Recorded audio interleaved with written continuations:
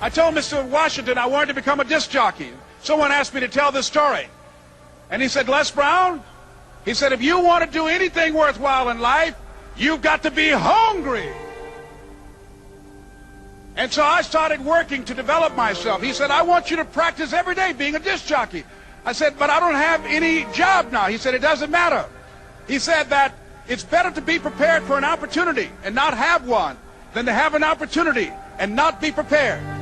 So every day I was working to develop myself. And that's what you must do. And as I was working to develop myself, I applied for a job as a disc jockey, WMB, on Miami Beach. I went to a guy named Milton Butterball. I said, how you doing, Mr. Butterball? I'd like to get a job as a disc jockey. He looked at me, he said, do you have any broadcast background? I said, no, sir, I don't. Do you have any journalism background? I said, no, sir, I don't. He said, we don't have any jobs available. I said, yes, sir. I went back to Mr. Washington and I told him. He said, don't take it personally. He said, most people are so negative, they will have to say no 7 times before they say yes. He said, go back again. So I went back again. I said, how you doing, Mr. Butterball? My name is Les Brown. He said, I know what your name is. What do you want? I said, I'd like to know whether or not you have any jobs at disc jockey, sir. He said, didn't I just tell you yesterday we didn't have any jobs? I said, yes, sir, but I know whether or not somebody got laid off or somebody was fired, sir. He said, no one was laid off or fired. Now get on out of here. I came back the next day. Hello, Mr. Butterball, how are you? He said, fine, what do you want now? I said, I'd like to know whether or not you got any jobs, sir. Didn't I tell you the last 2 days we didn't have any jobs? I said, yes, sir, but I don't know whether or not somebody got sick or somebody died, sir. He said, no one got sick or died. Now don't come back here and throw me out again. I came back the next day like I was seeing you for the first time. I said, hello, Mr. Butterball, how are you?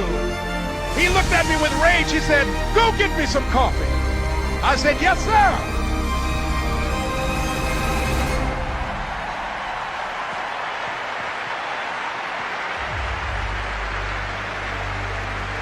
And I went to get him some coffee. After a while, I would get their lunch and dinner, and I would go in the control rooms and take the disc jockeys their food, and I would not leave until they would ask me to leave. Then they started trusting me to pick up entertainers that came to town. Entertainers like the Four Tops and the Temptations and Diana Ross and the Supremes. I would drive them all over Miami Beach in the disc jockeys' big long Cadillacs. I didn't have any driver's license, but I was driving like I had some.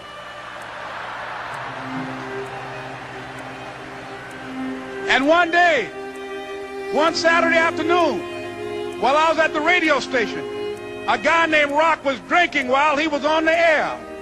I was the only one there, looking at him through the control room windows, walking back and forth, young, ready, and hungry. I was saying, drink, Rock, drink. Drink, Rock. I'd have gone to get him some more if he'd asked me to. Pretty soon the phone rang, and it was the general manager. And I answered the phone. I said, hello? He said, Les, this is Mr. Klein. I said, I know. He said, Rock can't finish his program. I said, I know.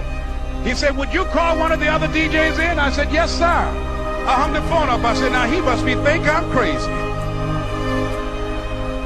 I called my mom and my girlfriend, Cassandra. I said, y'all turn up the radio and come out on the front porch. I'm about to come on the air.